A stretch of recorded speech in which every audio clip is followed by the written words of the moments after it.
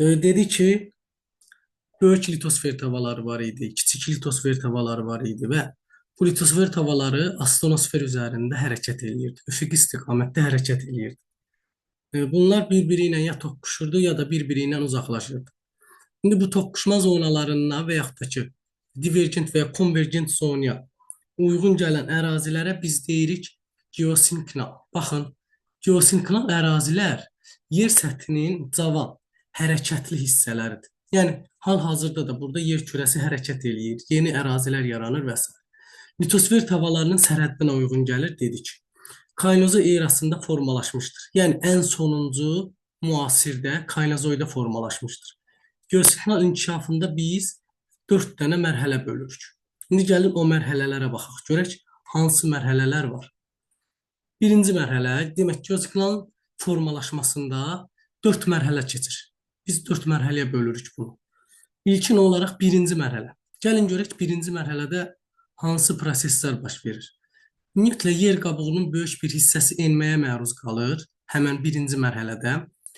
Bu ərazilərə su toplanır və burada dəniz hövzəsi yaranır. Qalın çökmə suxur toplanır. Baxın, bu ərazilər çökək olduğu üçün buraya qalın çökmə suxurlar toplanır. Eyni zamanda burada təzyiq və temperaturun artması nəticəsində suxurlar qismən metamorfozlaşır. Metamorfik suxurlar nə idi? Dedik ki, təzyiq və temperatur nəticəsində suxurların öz xüsusiyyətini dəyişməsi. Baxın, suxurların metamorfozlaşması deməli, nə vaxt baş verir? Birinci mərhələdə baş verir. Bura yazdığım hər bir cümlə bir test cümləsidir. Bunları dənə-dənə yadınızda saxlayın. Baxın, nə dedik? Dedik ki, geosinknal nədir? Yer kürəsinin cavan, mütəhərrik, hərəkət edən hissələridir. Nə vaxt yaranıb? Kaynozoida. Geosinknal inkişafında neçə mərhələ keçir? 4 mərhələ keçir. Birinci mərhələdən başladıq danışmağa. Dedik ki, birinci mərhələdə nələr baş verib? Yer qabığının böyük bir hissəsi enməyə məruz qalıb. Bu enmə olan ərazilərə su toplanıb, burada dəniz hövzəsi yaranıb. Qalın çökmə suxurlar toplanıb, bura eyni zamanda təzyiq və temperaturun artması nəticəsində burada suxurlar metamorfozlaşıb. Sonra gəlir ikinci mərhələ. İkinci mərhələdə bəs hansı hadisələr baş verib? Yer qabığının enməsi davam edir. Birinci mərhələdə başlanmışdı enmə. İkinci mərhələdə də davam edir. Amma ikinci mərhələdə ayrı-ayrı hissələr qalxmaya məruz qalır. Yəni, bəzi ərazilər enir, bəzi ərazilər qalxır.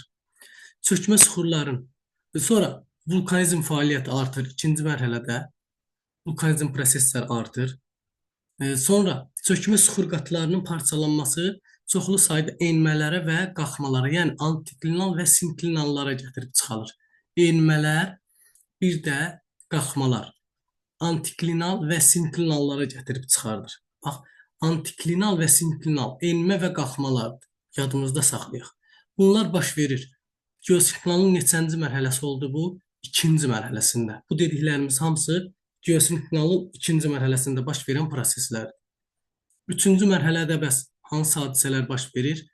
Enmə prosesi əvəz olunur dağ əmələ gəlmə prosesi ilə. Yəni, birinci və ikinci mərhələdə dedik ki, enmə prosesi baş verirdisə, artıq üçüncü mərhələdə enmə prosesi əvəz olunur dağ əmələ gəlmə prosesi ilə.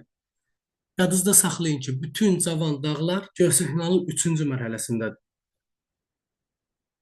Və bu üçüncü mərhələdə bayaq dediyimiz, baxın, sinklinallar, enmələr və antiklinallar, qalxmalar birləşərək dağ sistemləri yaradırlar. Bir də deyək, yoldaşlar, səsimi eşidirsiniz? Bəli, mən. Dediklərim aydın başa düşülür, yoxsa? Bəli, mən başa düşürük. Aha. Bax, hazırda mən sizə danışıram geosinknalın mərhələsindən necə yaranır geosinknal. Yəni, bizim bugün fəal, aktiv olan ərazilərimiz, yer kürəsində aktiv olan ərazilərimiz necə formalaşır, hardan yaranır? Bundan danışıram. 4 mərhələ var idi və hal-hazırda 3-cü mərhələsindən danışırıq sizinlə.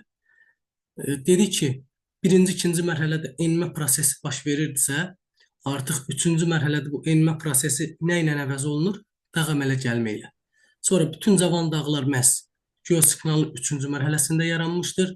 Sinklinallar və antiklinallar birləşərək dağ sistemləri yaradır.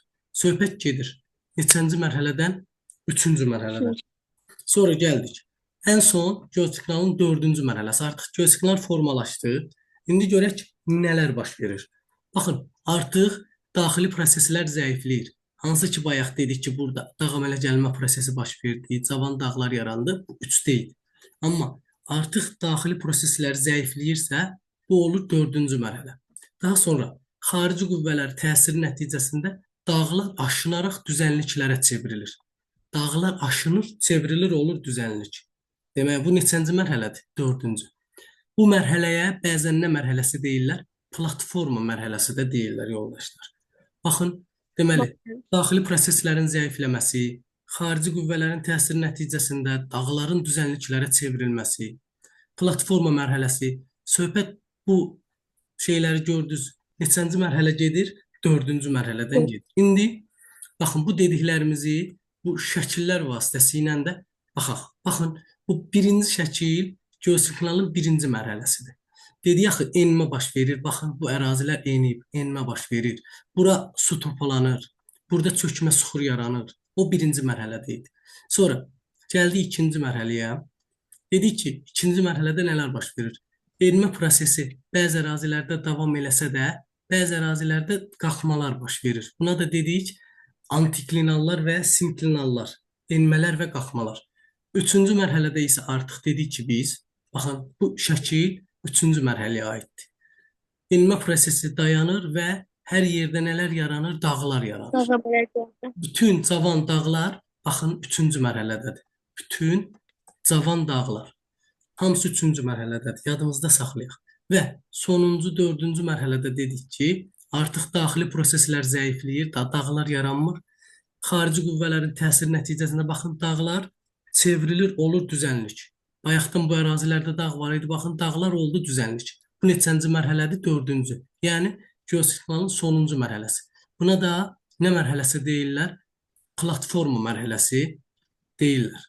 Və bir də deyirəm, yadınızda saxlayın ki, bu dediyim, bura yazdığım, qeyd elədiyim hər bir cümlə test cümləsidir. Sabah qarşınızdan keçəcək. Ona görə də onsuz bu PDF atacağım sizə. Tam diqqətlə fikir verirsiniz. Hansı proses nə vaxt baş verdi? Birinci mərhələdə nələr oldu? İkinci mərhələdə nələr oldu? Oldu mu? Və şəkillərə də baxırsınız. Gəldik. Bu bizim geosignal ərazilərimiz idi. Yəni, mütəhərrik ərazilərimiz idi, cavan ərazilərimiz idi. Bir də yer kürəsinin qoca, qədim əraziləri var ki, biz bunlara platforma deyirik. Gəlin görək platforma nədir? Yer qabığının daha sabit, yəni artıq qocalıb, taqətdən düşüb. Platformalar geosignalın son, yəni 4-cü mərhələsində yaranır, dedik. Onlar tavaların mərkəzində yerləşirlər.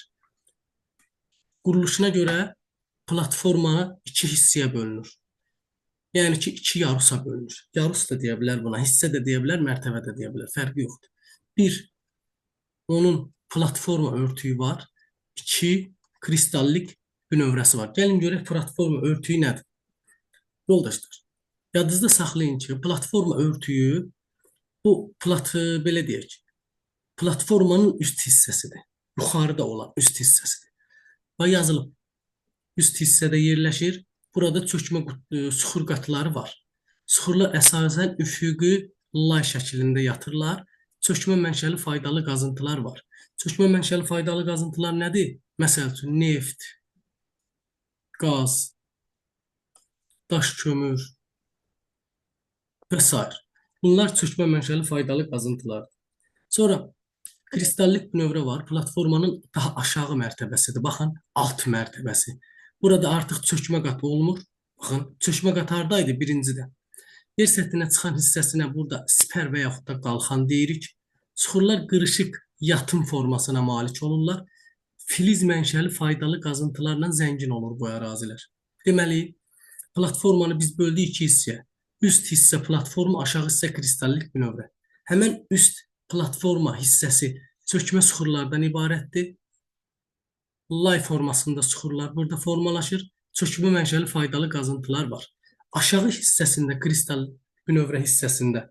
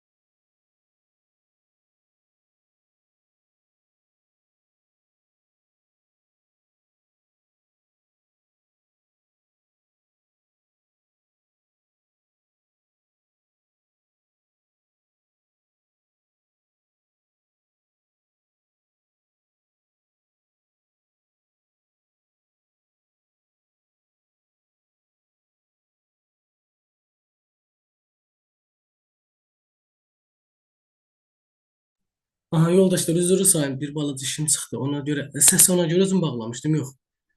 Eşidirsiniz də yəqin ki səsini. Yox mən bəli. Hə. Harda qalmışdıq? Biz qaldıq. Demək, kristallik bünövrə və platforma hissəsində dedik ki, platformanın üst hissəsinə biz platforma örtüyü deyirik. Adını yazmışam burada. Baxa bilərsiniz. Burada nə oldu burada? Burada çökmə süxur çoxdur. Süxurlar lay formasında yatır. Çökmə mənşəli faydalı qazıntılar var. Qəşəng. Bunları bildik bizə bəs. Artıq heç nəyə ehtiyac yoxdur. Bəs yaxşı. Platformanın aşağı hissəsində nə olur? Kristallik bünövrə olur. Hansı ki bu kristallik bünövrə platformanın alt hissəsidir. Çökmə qat olmur. Yer səthinə çıxan hissəsinə bunun siper və yaxud da ki qalxan deyirik. Filiz mənşəli faydalı qazıntılar olur. Bunları yadımızda saxladıq. Keçdik. İndi yaşına görə platformaları biz iki qrupa bölürük. Var cavan platformalar, var qədim platformalar. Qədim platformalar formalaşıb arxey və proterozoida. Yadınızda biz eon, era dövrləri keçirdik. Eonlarımız Bəli. var idi. Kripeterozoy, fanerozoy. Eonlarımız eralara bölünür. Arxey, proterozoy, paleozoy, mezozoy, kaynozoy. Hansı ki bu eralardan arxey və proterozoyda yaranan platformalar qədim platformalardır. Yadınızda Hı saxlayın ki, hı. arxey və proterozoy eralarına Kembriyə qədərki dövrdə deyirlər. Kembriyə qədərki dövr nə vaxtı? Arxey və proterozoy eraları. Və bu arxey və proterozoy eraları hansı eonun tərkib hissəsi idi? Kripeterozoyun. Bəli. Kripeterozoy. Biz buna deyirdik ki, gizli həyat. Deməli, kripeterozoy eonu, arxey proterozoy erası Kembriyə qədərki dövr adlanır, gizli həyat adlanır. Və bu mərhələdə yarananlar qədim platformalar adlanır. Məsəl üçün, qədim platformalara misal çox çəkə bilərik. Tutaq ki, Avstraliya, Şimali Amerika, Hindistan, Avrasiya və s. Onların hamısını əzbər bilməyə ehtiyac yoxdur. Cavan platformalar. Cavan platformaların bünövrəsi, əsası qoyulub paleozoyda. Paleozoy erasında yaranıblar. İndi cavan platformalarımız hansılardır? Bax, bunu əzbər bilməliyik ki, cavan platformaları bilsək, yerdə qalanlar nədir? Qədim platformalardır. Ona görə birin bilsək kifayətdir. Gəlin cavanlar azdır deyə cavanları öyrənək ki, yerdə qalanları bilək ki, qədim platformalardır. Baxın, Turan, Qərbi Sibir, Ön Qafqaz, Almaniya, Polşa, bura qədər bilsəz kifayət eləyər. Patagoniya isə heç ehtiyac yoxdur. Deməli, Turan, Qərbi Sibir, Ön Qafqaz, Almaniya, Polşa, bunlar necə platformalardır? Cavan platformalardır. Cavan platformalardır. Cavan platformaların əsası, özəyi nə vaxt qoyulub? Paleozoyda qoyulub. Bu şeyləri yadınızda saxlayın. Gəldik. İndi baxın, bu şəkildə və bu şəkildə. Bayaq dediyimiz söhbətlər gedir. Bax, platformadır. Bax, bura platforma təsəvvür eləyin. Bu, bir olan bu hissə platformanın üst hissəsidir. Platforma örtüyü dedik də biz buna. Bu platforma örtüyü əsasən ibarətdir. Bax, bu hissə əsasən ibarətdir çökmə mənşəli süxurlardır. Və bu süxurlar burada lay formasında yatıb və burada çökmə mənşəli faydalı qazıntılar var. Bu belə. Bu aşağı hissə bura. Kristallik bünövrədir. Bu kristallik bünövrə əsasən filiz mənşəli faydalı qazıntılardır. Bu bəzi ərazilərdə səthə çıxır, baxın, və biz buna nə dedik? Qalxan və yaxud da ki, sipər dedik. Baxın, bəzi ərazilərdə gəlib çıxıb yer səthinə, bu qalxana bənzəyir. Sipərə bənzədiyinə görə biz buna qalxan yaxud da ki, sipər dedik. Bu bayaq dediklərimizin şəkillə görünüşü idi. Gəldik burada, bu şəkil dərslikdə var deyə yerləşdirmişəm bunu. Afrika litosfer tavasını verib burada və Ərəbistan litosfer tavasını verib. Bunların il ərzində hərəkət sürətini verib. Baxın, Ərəbistan litosfer tavası, baxın, bu hissədən gəlir burada. Avrasiya litosfer tavası ilə toqquşur. Bunu yadınızda saxlayın. Ərəbistan litosfer tavası Avrasiya litosfer tavası ilə toqquşur. Sonra, bunlar oldu bizim geosignal və platformaya aid deyə biləcəklərimiz. Nə dedik? Ümumiyyətlə, yer kürəsində bir cavan hissələr var, mütəhərrik hissələr. Bunlar adlanır geosignal. Bir də qədim hissələr var. Bunlar adlanır platformalar. Geosignallar əsasən litosfer tavalarının sərhədlərinə uyğun gəlir. Divergent və ya konvergent. Geosignalın inkişafında 4 mərhələ ayırdıq. Hansı mərhələdə hansı proseslər baş verir dedik. Platformada ümumiləşdirdik. Qədim ərazilərin olduğunu, sabit ərazilər olduğunu dedik. Platformaların hansı hissələrdən ibarət olduğunu qeyd etdik.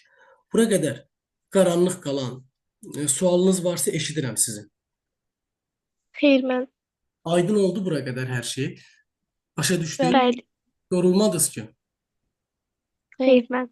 Çətin deyil ki. Xeyr, mən. Maraqlıdır. Aha. Səkinə də yəqin ki, qulaq asır. Səkinə, sualın varsa eşidirəm. Bu hissəyə qədər bir şey varsa eşidirəm.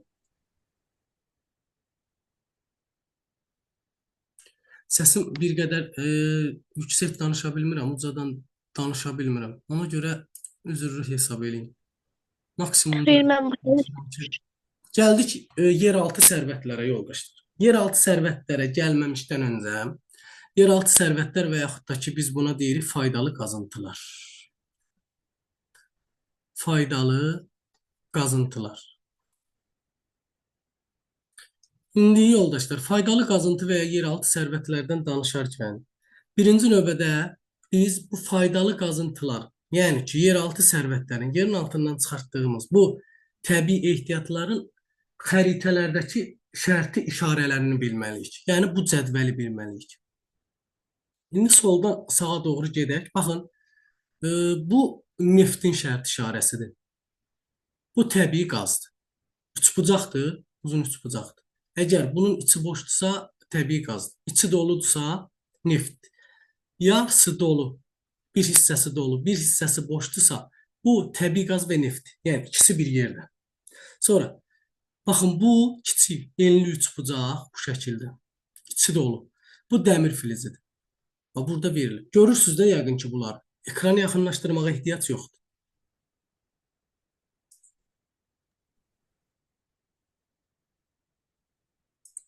Deməli, bu dəmir filizidir. Sonra, baxın, bu xromitdir. Bu onsuz da Amit müəllimin vəsaitində də var. Hə, lap yaxşı. Sonra, molibden. Baxın, molibden burada. Alüminium xammalı. Alüminium xammalı alinit boksid nefelindir yoldaşlar. Bir də deyirəm. Alüminiumun özü yer kürəsində saf halda mövcud deyil. Alüminiumu biz nədən alırıq? Alinitdən, boksiddən, bir də nefelindən alırıq. Yadınızda saxlayın bunu. Sonra bu mist, bu polimetaldır, bu civədir, bu barit yataqlarıdır, kükürt, baxın kükürt, xörək duzu. Sonra gəldik çökmə duz, dolomit, gips, əhəng daşı, mərmər, kvars qumu, gil, sement, baxın məsəl üçün əqiq, bax qlayber duzu. Ondan sonra baxın mineral sular, yəni bulaqlar. Manqan filizləri, manqan, almaz, qızıl.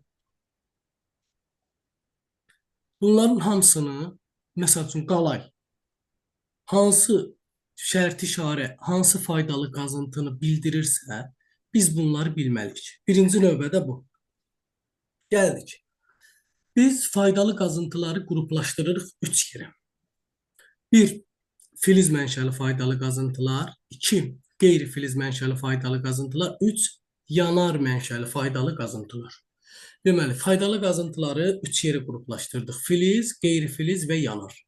Filiz mənşəli faydalı qazıntıları özünü 2 qrupa bölürük. Qara və əlvan. Qara məsəl üçün dəmir. Bu qara metallara uyğun gələn bir şeydir. Amma alüminiumdur, misdir, qalaydı, bunlar əlvandır. Qara metallar nisbətən ağır olur, tərkibi zəngin olur. Alüminium, mis, qalay kimi ərazilərdə isə, daha doğrusu faydalı qazıntılarda isə bunlar əlvandır, bunların tərkibi kasıb olur. Nə deməkdir tərkibi kasıb olmaq? Yəni sən ərazidən çıxardığın torpağın biri var 10% həmin material ola, biri var 1%. Qara metallarda faiz çox olur. Yəni çıxardığın torpağın tərkibində faiz çox olur. Amma əlvan metallarda bu rəqəm az olur. Bunu yadımızda saxlayaq. Deməli, alüminium gördünüz, mis gördünüz, qalay gördünüz. Nədir bu? Əlvan metallardır. Dəmir qara metaldır. Nikel qara metaldır. Gəldik. Bu filiz mənşəli faydalı qazıntılarımızdır. Bir də var dedik qeyri-filiz. Qeyri-filizi qruplaşdırırıq 3 yerə. Kimya, tikinti və qiymətli daşlar. Kimya xammalı. Yadınızda saxlayın. Kükürt, apatit, fosforit, kalium, duzlar hamısı kimya xammalıdır. Deməli, bax, kükürt, apatit, fosforit, duzların hamısı nədir? Kimya xammalıdır. Yadınızda saxlayın bunu. Sonra, yoldaşlar, tikinti. Əhəng daşıdır, gipsdir, mərmərdir, qumdur, çınqıldır. Bunlar tikintidir. Qiymətli daşlar hansılardır? Yaqutdur, kəhrabadır, zümrüddür, sapfirdir. Bunlar qiymətli daşlar. Bir də deyirəm, qeyri-filiz mənşəli faydalı qazıntılar 3 yerə bölünür. Kimya, tikinti, qiymətli daşlar. Kimya xammalına hansıları götürürsünüz? Duzları götürürsünüz. Kalium duzu, xörək duzu, nə bilim fərqi yoxdur, hansını verir versin. Duzları götürürsünüz kimya xammalına. Apatit, fosforiti götürürsünüz kimya xammalına. Kükürdü götürürsünüz kimya xammalına. Tikintiyə nəyi götürürsünüz? Tikintidə istifadə etdiklərimizi məntiqlə. Əhəng daşı, gips, mərmər, qum, çınqıl, gil, lil. Bunlar nədir? Tikinti materiallardır. Qiymətli daşlara isə yaqutdur, kəhrabadır, zümrüddür, sapfirdir. Bir də üçüncü, deməli, filiz mənşəli 1, qeyri-filiz 2, üçüncü nədir? Bəs yanar mənşəli faydalı qazıntılardır. Yanar mənşəli faydalı qazıntılar bildiyimiz neft, daş kömür, qaz, torf, yanar şist. Bunlar hamısı yanar mənşəli faydalı qazıntılarımızdır. Dünyada hansı ərazidə hansı yayılıb? İndi ona baxaq. Ki, gəlin, bax, bu ümumi anlayış idi. Dedik bunu ki, ümumi faydalı qazıntılarımız 3 qrupa bölündü. Filiz, qeyri-filiz, yanar.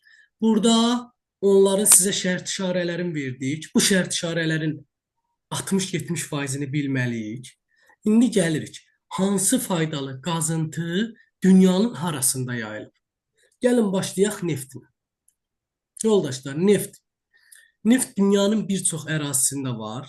Əsas hissələr harda var? Təbii ki, baxın, ümumiləşdirsək. Bura baxın, yazılıb Birləşmiş Ərəb Əmirliyi, Səudiyyə Ərəbistanı, Küveyt, Qatar. Bunlar hamısı ərəb ölkələridir. Deməli, ərəb ölkələri İran körfəzindən neft çıxardır. Biri bu. Bir ərazimiz İran körfəzi. Sonra Rusiya neft çıxardır, yadınızda saxlayın. ABŞ neft çıxardır, yadınızda saxlayın. İngiltərə neft çıxardır, yoldaşlar. Böyük Britaniya. Sonra gəldik Venezuela. Cənubi Amerikada yerləşən bir ölkədir Venezuela. Neft çıxardır, yadınızda saxlayın. Sonra Azərbaycan, Qazaxıstan, Türkmənistan, Xəzər dənizindən neft çıxardırıq, yadınızda saxlayın. Çin neft çıxardır, Norveç, Niderland neft çıxardır, yoldaşlar. Şimal dənizindən neft çıxardır. Bir də Şimali Afrika ölkələri, Əlcəzair, Liviya, bunlar da neft çıxardırlar. Bax, bu ərazilər neftlə zəngin olan ərazilərdir. Sonra təbii qazla neft təqribən eyni ərazilərdir. Baxın, yenə təbii qaz deyəndə dünyada Rusiyadır, Əlcəzairdir, Türkmənistandır, Qatardır, Niderlanddır, Azərbaycandır, Avstraliyadır. Bunları deyirik. Daş kömür. Yoldaşlar, dünyada daş kömür yataqları əsasən hansı ölkələrdədir? ABŞ, Çin, Rusiya, Avstraliya, Qazaxıstan, Polşa, Ukrayna, bu ölkələrdə daş kömür var. Qonur kömür isə ən çox Almaniyadadır. Yadınızda saxlayın. Deməli, daş kömür deyəndə ABŞ, Çin, Rusiya, Hindistan, Avstraliya, Qazaxıstanı götürün.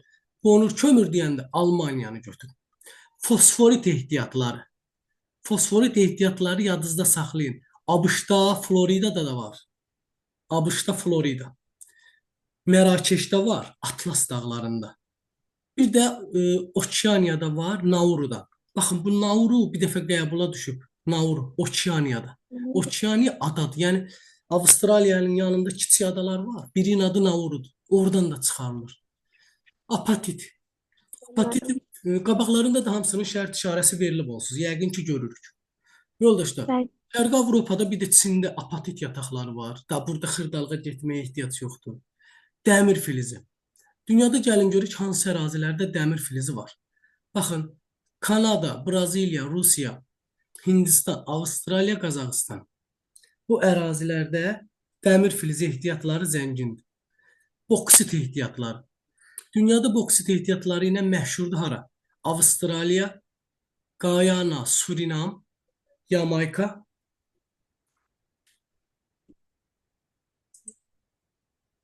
Qazaxıstan, Rusiya, Venezuela. Boksit ehtiyatları ilə zəngindir. Bir də deyirəm. Avstraliya 1, Guyana, Surinam, Yamayka. Rusiyada da var, Venezuelada da var, Qazaxıstanda da var. Alinut yataqları. Alinut yataqları Azərbaycanda da var. Zəylik yatağı. Yatağın adı Zəylikdir. Bir də Çin. Yadınızda saxlasaz. Titan. Titan ən çox Cənubi Afrika Respublikasındadır. Əjdaha dağları. Afrikanın cənubunda. Yadınızda saxlayın. Nikel. Nikel bir Kanada da var, bir də Kubada var. Nikelin şərt işarəsi yoldaşlar budur. Qarışdırmayın bunu. Sonra gəldik. Manqan filizləri. Manqan filizləri 1, Ukrayna, Braziliya, Hindistan. Deməli, manqan dünyada harda var? Ukrayna, Hindistan, Braziliya. Xrom. Xromit yataqlarına görə dünyada Türkiyə tanınır, Filippin tanınır, bir də Albaniya tanınır. Almaniya yox, Albaniya. Qala ehtiyatları. Qala ehtiyatları ilə Cənub-Şərqi Asiya ölkələri məşhurdur. Cənub-Şərqi Asiya. Cənub-Şərqi Asiyada da kimlər var? Taylanddır, Malaziyadır, İndoneziyadır və s. Mis. Mis ehtiyatları dünyada iki dənə mis qurşağı var yoldaşlar. Bir Ant dağlarıdır, bir də Afrikanın mərkəzidir. Baxın, Peru, Çili, bunlar Ant dağlarında yerləşən ölkələrdir. Afrikanın mərkəzində baxın, Kongo, Zambiya. Bunlar da ki, Afrikanın mərkəzində yerləşən ölkələrdir. Qızıl. Dünyada ən çox qızıl çıxarılır ABŞ, Rusiya, Çar əsas. Dünyaya ən çox qızıl satan ölkələrdən biri Çardır. Çar Cənubi Afrika Respublikası deməkdir. Afrikada yeganə inkişaf etmiş ölkədir. Bir də ki, Uran. Uran Avstraliya, Rusiya, Özbəkistanda mövcuddur. Nəsə deyirdi kimsə? İstəməmisiniz təkrarlayırdım ki, Cənubi Afrika Respublikası. Çar Cənubi Afrika Respublikası deməkdir. Afrikada yeganə inkişaf etmiş ölkədir. Qızıldır, almazdır. Bu kimi ehtiyatlarından çox zəngindir. Yadınızda saxlayın. Uran da dedik, Avstraliyadır, Rusiyadır, Özbəkistanda da var. Uranın da şərt işarəsi bax budur. Uran. İndi gəldik. Tamam. Biz mineral ehtiyatlardan, hansı ki buna biz faydalı qazıntı da deyirik, eyni şeydir. Səmərəli istifadə etmək üçün nə edirik? Bunu, baxaq, bir, yataqda olan ehtiyatı tam mənimsəyirik, bir. İki, tərkibində filiz olan tullantıları təkrar emal edirik. Filiz tərkibi kasıb olan süxurları emal edirik, 3. 4, xam maldan kompleks istifadə edirik. Kompleks istifadə, yəni hər şeyinin də, yəni bildiyin tumun da yeyirsən, özəyin də yeyirsən, hər şeyin yeyirsən. Daha qırağa atmaq yoxdur. Kənara atmaq söhbəti yoxdur. Bu mineral ehtiyatlardan səmərəli istifadə üçün lazım olan 4 dənə xüsusiyyətdir. Yataqda olan ehtiyatlardan tam mənimsəmək, tərkibində filiz az olan tullantıları təkrar emal eləmək, filiz tərkibi kasıb olan suxurları emala cəlb eləmək, bir də xammaldan kompleks istifadə etmək. Bu da oldu bizim ümumi suxurlarımız. Baxın, suxurlar necə gəldik? Bir, onların faydalı qazıntıların şərt işarəsini dedik. Hansı faydalı qazıntı, hansı şərt işarə ilə tanımaq lazımdır. Daha sonra faydalı qazıntıların növlərini dedik və hansı faydalı qazıntı dünyada harada yayılıb, bunu dedik. Və ümumiyyətlə mineral ehtiyatlardan, faydalı qazıntılardan səmərəli istifadə necə mümkündür? Onun yollarını dedik, yekunlaşdırdıq. Tamam ben. İndi keçirik başqa bir mövzuya. Dağ əmələ gəlmə mərhələləri. Buna qırışıqlıq mərhələləri də deyirik. Dağ əmələ gəlmə mərhələləri nədir? Yerin geoloji inkişafında, yəni yer kürəsi formalaşdı. Birinci ona dedik, bir onun planetar yaşı var. Sonra Pantalasın yaranması ilə hesabladıq yerin geoloji yaşı. Bu dövrdən yerdə müəyyən bir hadisələr baş verdi və yerin geoloji inkişafında biz 5 dənə əsas dağ əmələ gəlmə, qırışıqlıq mərhələsi ayırdıq. 5 dənə. Bunlar hansılardır? Gəlin indi birinci ona baxaq. Görək bu 5 qırışıqlıq mərhələsi hansıdır? Biz aşağıdan bu cədvəli aşağıdan yuxarıya doğru gedirik. Birinci qırışıqlıq mərhələsi Baykal qırışıqlıq mərhələsidir. Gəlin görək, Baykal qırışıqlıq mərhələsi hansı eraları və dövrləri əhatə edir? Yoldaşlar, birinci növbədə yadınızda saxlayın. Arxeydə heç bir qırışıqlıq mərhələsi yoxdur. Yəqin ki, görürük. Arxeyi qoyduq qırağa. Baykal qırışıqlığı, dağ əmələ gəlməsi proterozoy əhatə edir. Paleozoydan da paleozoyun 6 dənə dövrü var. Bu 6 dənə dövrü 2-2 böləcəyik. İlk 2 dənəsini, bax ilk 2 dənəsi, paleozoyun ilk 2 dənəsini veririk hansı dağ əmələ gəlməyə? Baykala. Deməli, Baykal dağ əmələ gəlməsi nə vaxt olub? Olub proterozoy erasında, Kembri və Ordovik dövrlərində. Oldu Baykal. 2. Kaledon dağ əmələ gəlməsi. Kaledon dağ əmələ gəlməsi Paleozoyun sonrakı 2 dövründə baş verib. Yəni Silurla Devonda. Silur və Devonda baş verib Kaledon dağ əmələ gəlmə mərhələsi. Hertzin və ya Hertzin dağ əmələ gəlməsi isə Paleozoyun sonunda, son 2 dövründə baş verib. Karbon və Perm və yaxud da daş kömür və Perm. Sonra gəldik. Bura qədər biraz qarışıq yer buradır. Mezozoyda elə mezozoy və yaxud da ki, Kimmeri qırışıqlığı baş verib. Kaynozoyda da Alp dağ əmələ gəlmə mərhələsi baş vermişdir. Bax, Kaynozoyda Alp dağ əmələ gəlmə mərhələsi baş verib. Bu 1. Mezozoyda elə mezozoy baş verib. Bu 2. Bura rahat. İndi biraz çətin forması aşağıdakılardır. Baykal nə vaxt oldu? Baykal oldu proterozoy erasında, Kembri və Ordovik dövrlərində. Kaledon oldu Silur və Devona aid oldu. Yəni 2-2-də Paleozoyun 6 dənə dövr var. Kembri, Ordovik, Silur, Devon. Deməli, Kembri, Ordovik, Silur, Devon, karbon, Perm və yaxud daş kömür, Perm. 2-2 qruplaşdırın bax. Kembri, Ordovik. Kembri, Ordovik'i aid elədik Baykala. Bu belə. Sonra gəlir Silur, Devon aid oldu Kaledona. Karbonla Perm aid oldu Hersinə. 2-2 qruplaşdırdıq, getdi. Baykalın aşağı hissəsi bir də nəyə gəlib çıxır? Proterozoya gəlib çıxır. Deməli, Baykal proterozoy və paleozoya əhatə eləyir. Paleozoyun hansı dövrlərini əhatə eləyir? Kembri və Ordovik. Silur və Devon Kaledona aiddir. Karbonla Perm isə Hersinə aid. Tamam. Mezozoy, Alp, Kaynozoy. Bunlar rahat. Baxın indi. Arxeydə isə dedik ki, heç bir dağ əmələ gəlmə mərhələsi yoxdur. Düzdürmü? Bəli.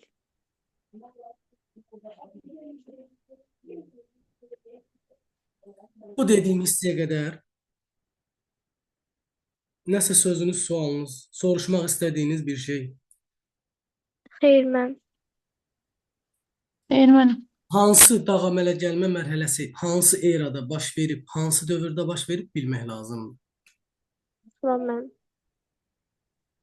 Sonra gəldik. İndi bu dağ əmələ gəlmə mərhələlərinin hər birində yer kürəsindəki müxtəlif dağlar yaranır. Məsələn, Baykal. Birinci başlayırıq qədimdən. Baykal dağ əmələ gəlmə mərhələsindən müasir dövrümüzə yaranan dağlar demək olar ki, gəlib çıxmayıb. Bir dənə Baykal ətrafı dağlarından başqa. Birazdan bunların hamısını xəritədə də göstərəcəyik. Kaledon dağ əmələ gəlməsində və yaxud da ki, qırışıqlığında nələr yaranıb? Tianşan, Altay, Sayan dağlarının şimalı, Skandinaviya dağları, bir də Appalacın şimalı. Nə vaxt yaranıb? Kaledonda yaranıb. Hersin dağ əmələ gəlməsində və ya qırışıqlığında Uraldır, baş suvarıcıdır, Appalaçdır, Tianşandır, Altay, Sayan bunların cənubu yaranıb. Yadınızda saxlayın. Mezozoyda bəs nə yaranıb? Mezozoyda Kordilyer dağları yaranıb, amma Kordilyerin hamısı yox. Qayalı silsiləsi yaranıb. Çünki Kordilyerin sahil silsiləsi cavandır. Sonra Verxuyanski, Çerski, Sxoto-Alin, Stanovoy, Kunlun, Tibet bunlar nə vaxt yaranıb? Hamısı Mezozoy qırışıqlığında yaranıb. Bir də deyirəm. Kordilyerin qayalı silsiləsi Verxuyanski, Çerski, Sxoto-Alin, Tibet, Kunlun, Stanovoy nə vaxt yaranıb? Mezozoyda yaranıb. Yadınızda saxlayın. Bir də ki, Alpda da Alp sonuncu bütün cavan dağlar Alp qırışıqlığında yaranıb. Bütün cavan dağlar.